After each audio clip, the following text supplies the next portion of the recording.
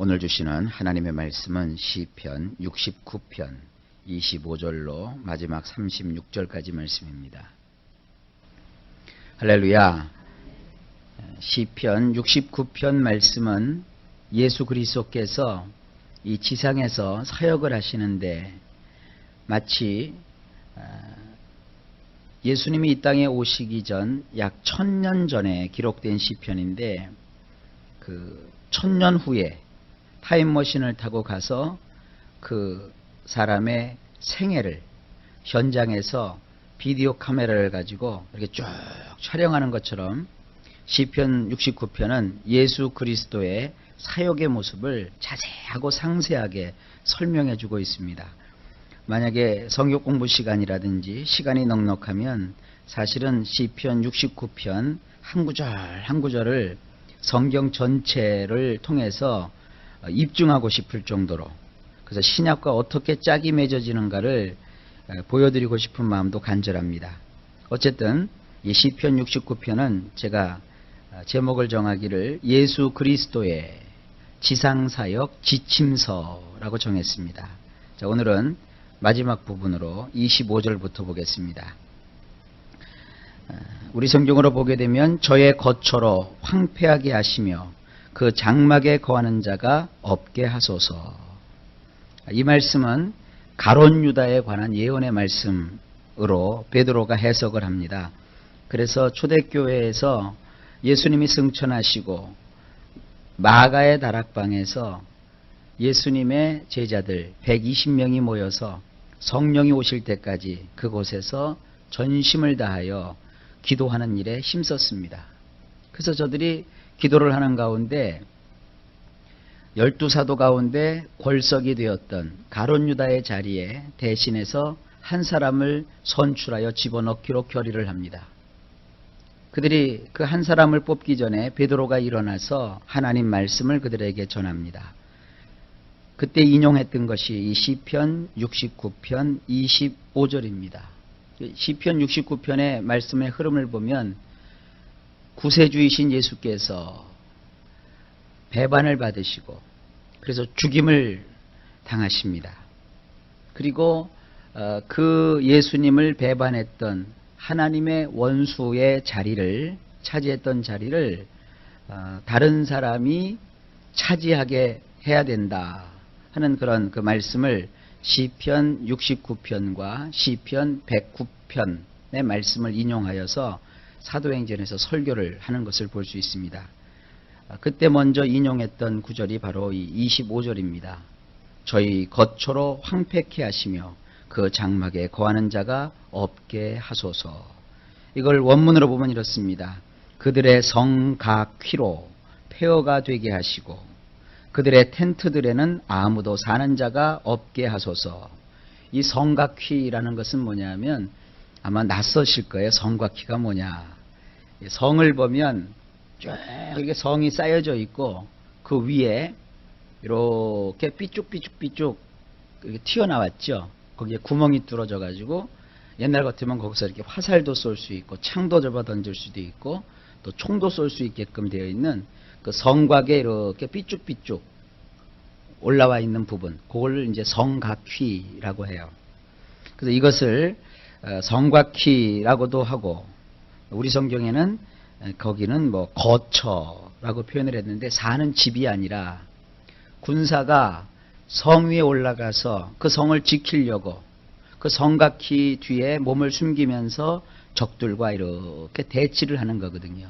그러니까 어떤 임무를 띠고 그곳에 군사가 주둔하고 있는 거예요.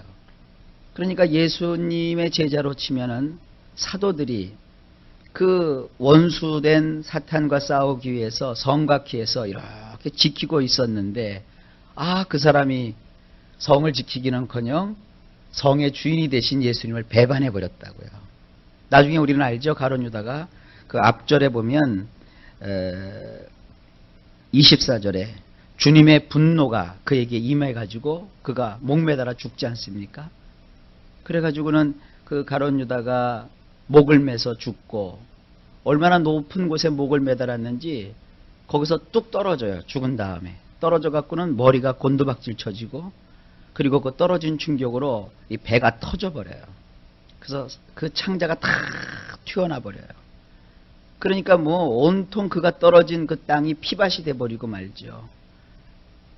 그리고 예수님을 은 30냥에 팔았는데 그 돈을 대제사장 앞에다가 던져놓고 와갖고 이렇게 죽었거든요. 스스로 목을 매서 죽었거든요. 그러니까 이 대제사장들이 아 이거는 피 흘린 값이다. 그러니까 이 나쁜 짓을 하면서도 그 나쁜 짓에 앞장선 사람을 그 사람을 시킨 사람도 나쁜 것을 다 알아요. 그러니까 이건 우리가 돈을 이런 그 돈을 더럽혀진 돈을 성전에 둘 수 없다. 그래서 그것으로 그 가룟 유다가 죽은 곳에 땅을 사요. 그 땅의 이름을 아겔다마라고 했어요. 피밭이라고 해놓고 나그네들, 길에서 객사한 사람들, 어디 뭐 집안이 누군지 어디에서 온 사람인지 모르는 그 객사한 사람들의 묘지로 써요. 그것이 성경에 예언대로 되었단 말이에요.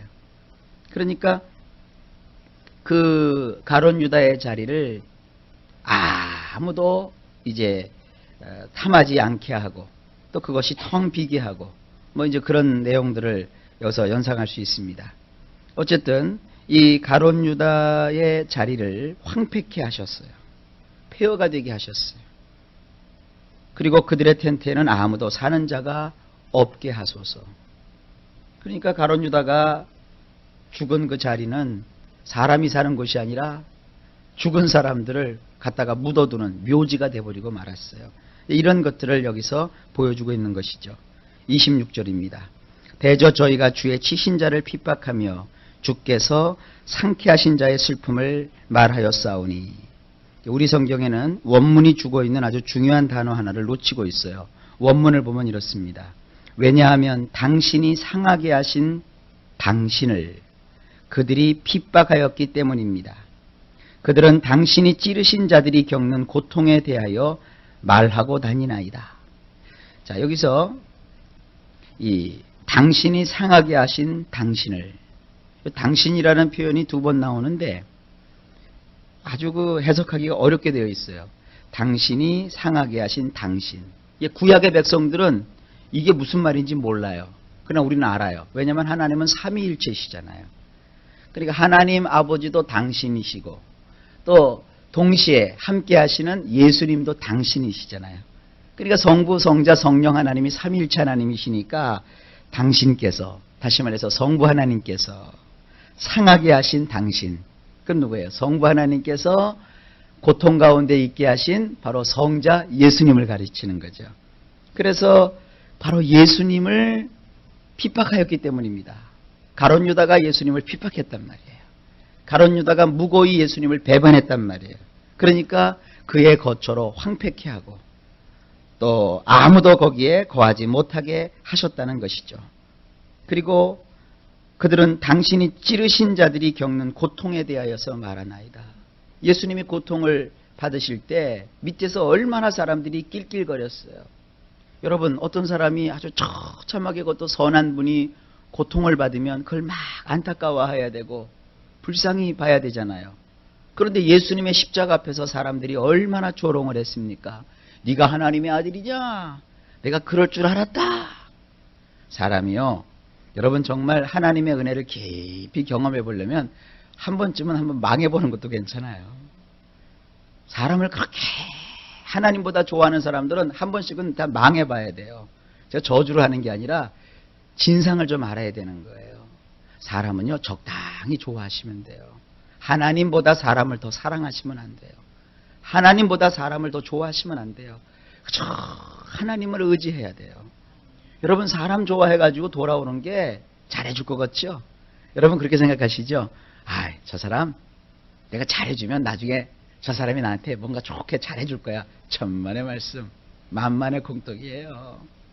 하나님은 어떻게 하시느냐면 내가 이 사람한테 잘해줬어요. 그럼 세상 사람들은 저 사람이 나한테 잘해줄 거라 이렇게 기대를 하거든요. 하나님 믿는 사람은 그러시면 안 돼요. 이 사람한테 그냥 나는 하나님을 믿는 자이기 때문에 싫든 좋든 잘해주세요. 그럼 이 사람이 나를 배반하든 말든 그 신경 쓰지 말아요. 왜냐하면 다른 사람이 나를 도와주게 하세요. 하나님 절대로 여러분들이요 상처받게 안 하시고요.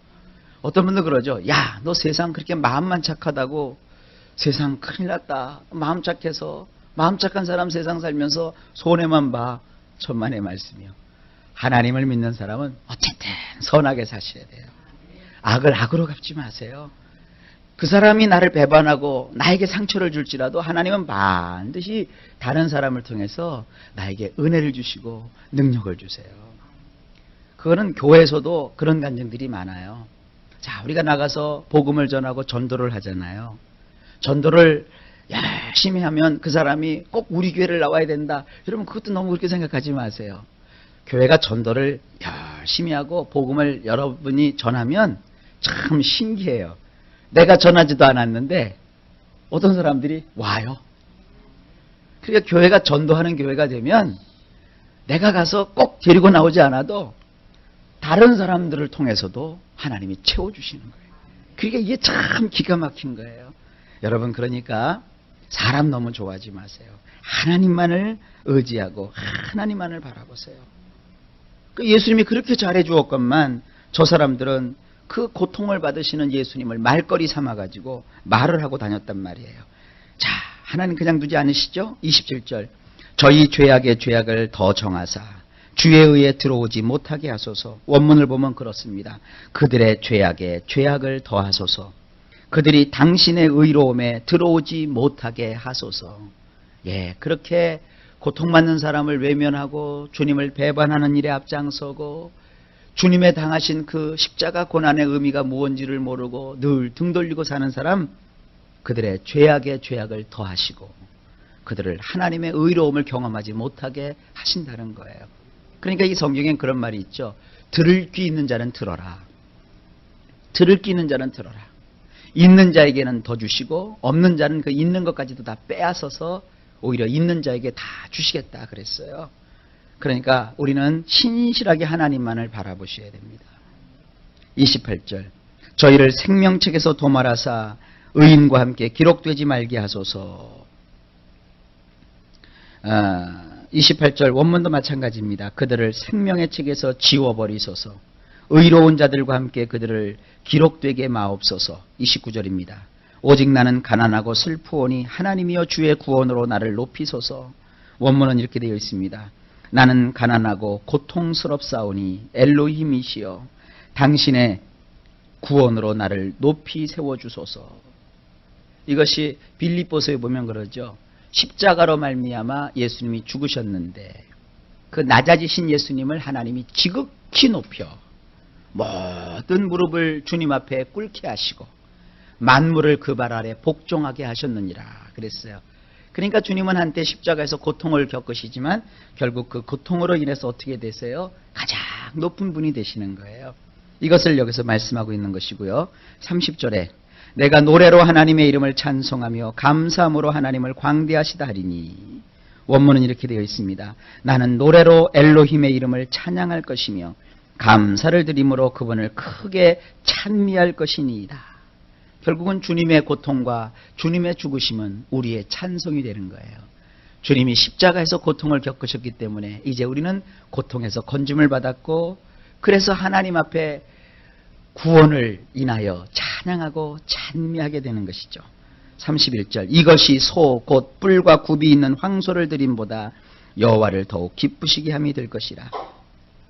원문은 이렇습니다. 이것이 굽과 뿔이 있는 젊은 숫소나 황소를 드림보다 여호와를 더욱 기쁘시게 해 드릴 것입니다. 그렇죠. 시브리서에 나오죠. 하나님은 짐승으로 드리는 제사를 기뻐하시는 것이 아니라 영원한 다른 한 제물이신 예수 그리스도를 받으셨다고요. 그래서 예수님이 그 자신을 드려서 희생제사의 제물이 되심으로 이제 다시는 죄사함을 위한 제사를 드릴 필요가 없어졌죠. 하나님이 예수님으로 인해서 이제 하나님의 모든 공의가 만족하게 되었기 때문에 바로 지금 그걸 말씀하는 거예요. 그 다음에 32절에 온유한 자가 이를 보고 기뻐하나니 하나님을 찾는 너희들아 너희 마음을 소생케 할지어다. 원문은 이렇습니다. 고통받던 자들이 이것을 보고 좋아할 것입니다. 엘로힘을 찾음으로 너희들의 마음으로 살게 할지어다. 그렇죠. 의인은 이 세상을 사는 동안에 마음이 고통스러워요. 의롭게 살려고 하는데 세상은 의롭지가 않거든요. 우리는 하나님의 뜻을 구하는데 세상은 하나님의 뜻을 배반하거든요. 그런데 이 의로운 사람들이 누구를 봐요? 십자가를 보는 거예요. 주님의 십자가를 쳐다보면서 어떤 일이 벌어져요? 좋아하게 되는 거예요. 그래서 우리의 기쁨은 십자가라고요. 그래서 어떻게 돼요? 그 십자가를 보고 좋아하고 엘로힘 하나님을 찾죠. 엘로힘 하나님을 찾게 되니까 우리 마음이 죽는 것이 아니라 살게 되는 거예요. 그래서 우리는 늘 복음 안에 붙어서 하나님을 의지하고 주님을 바라보는 거예요. 여러분, 주님을 바라봐야 삽니다. 베드로가 물 위로 걸어갈 때, 주님 바라보고 갈 때는 물 위를 걸었어요. 기적이 일어났어요. 근데 잠깐 주님 안 보고 그 파도를 보니까 물 밑으로 빠져들어갔잖아요. 그러니까 주님이 얼른 오셔서 그 베드로를 건져내시면서 뭐라고 합니까? 너 왜 의심했느냐? 다시 말해서 왜 너 나를 보지 않았느냐? 그렇게 말씀하셨잖아요. 여러분, 우리 신앙생활 하면서 주님만 보십시오. 처음에 신앙 시작할 때는 주님만 자꾸 보다가 이제 신앙이 무르익게 되면 주님에게서 슬슬 눈이 떨어져요. 여러분, 그러면 안 돼요. 세월이 지나갈수록 의지할 것은 주님밖에 없어요. 주님을 바라보고 주님을 의지하면 저나 여러분이나 삽니다. 그 다음에 33절, 여호와는 궁핍한 자를 들으시며 자기를 인하여 수금된 자를 멸시치 아니하시나니. 원문은 이렇습니다. 왜냐하면 여호와께서는 궁핍한 자들을 귀 기울여 들으시며 갇힌 자들을 멸시하지 않으시기 때문이니이다. 여기 두 사람이 나오죠. 궁핍한 자. 궁핍한 자가 뭐예요? 가난한 자예요. 여러분, 예수님이 산상수훈에서 뭐라고 했어요? 가난한 자는 어떻다? 복이 있나니 그랬죠. 가난한 자는 복이 있나니 뭐라고 그랬어요? 가난한 자는 복이 있나니 천국이 저희 것이며.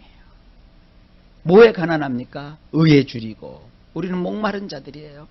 주님을 찾기에 정말 가난한 자들이 되는 거예요. 여러분, 가난해 보셨습니까?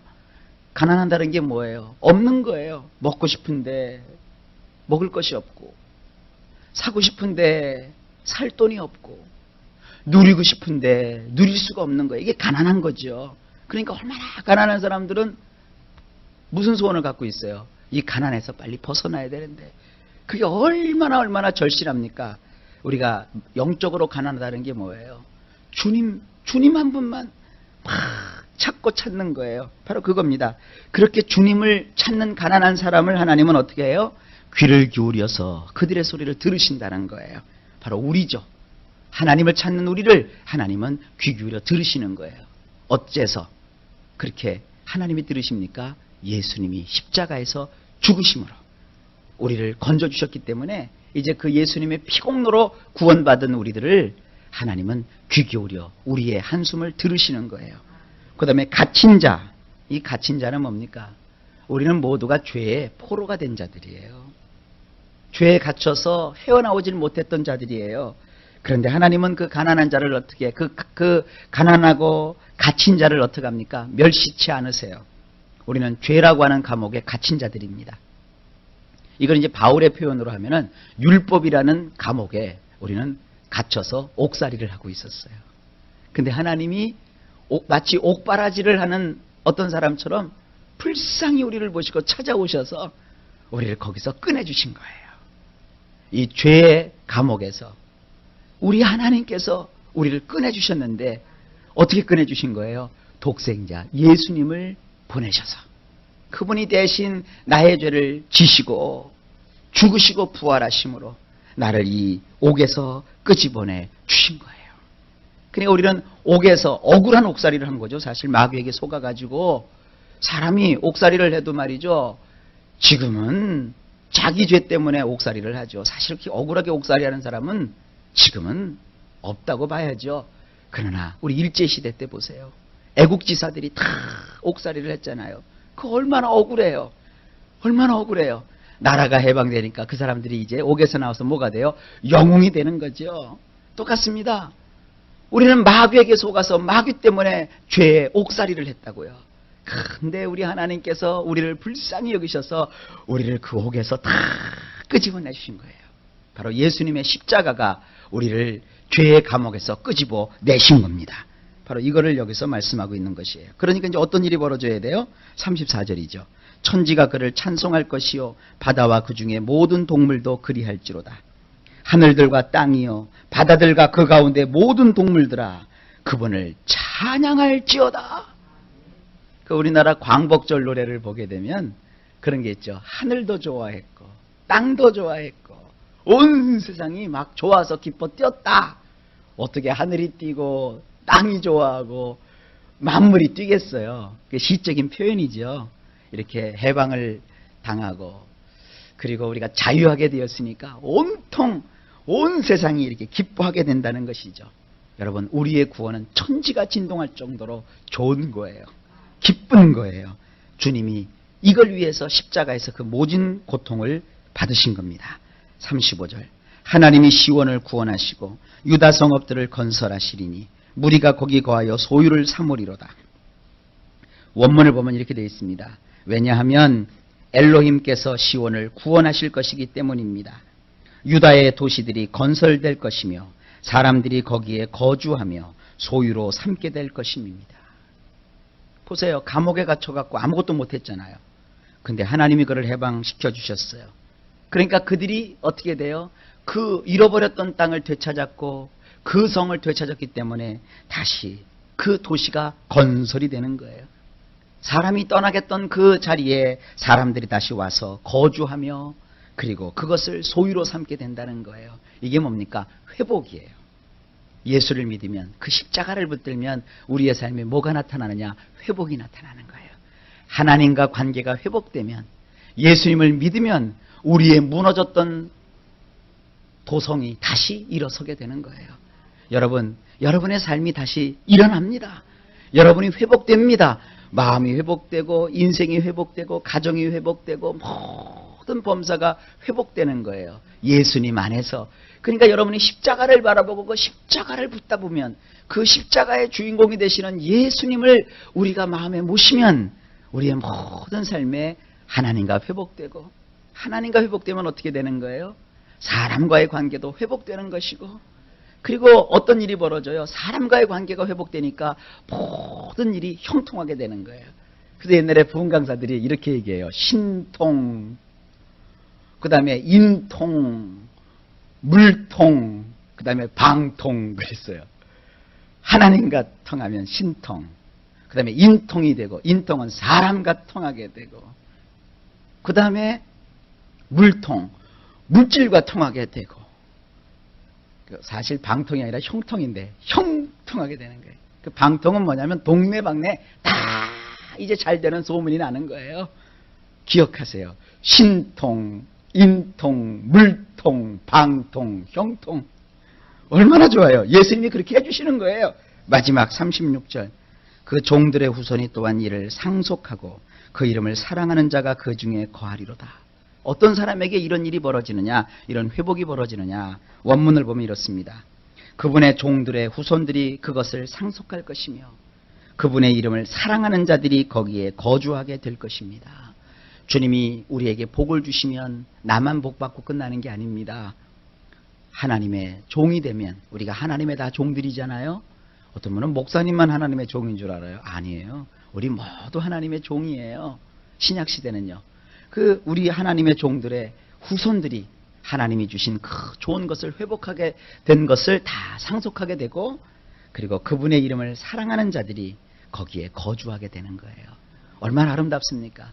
예수님이 고통을 받으시고 고난을 받으시고 배반을 받으시고 죽임을 당하셨지만 그러나 그것은 바로 우리를 살게 하시려고 우리를 하나님께 붙이시려고 우리를 회복시켜 주시려고 주님이 그렇게 하신 거예요. 이 복되신 주님을 의지하며 여러분이 일평생 승리하시고 번성하시고 잘 되시는 역사가 말씀처럼 있기를 예수님의 이름으로 간절히 축복합니다.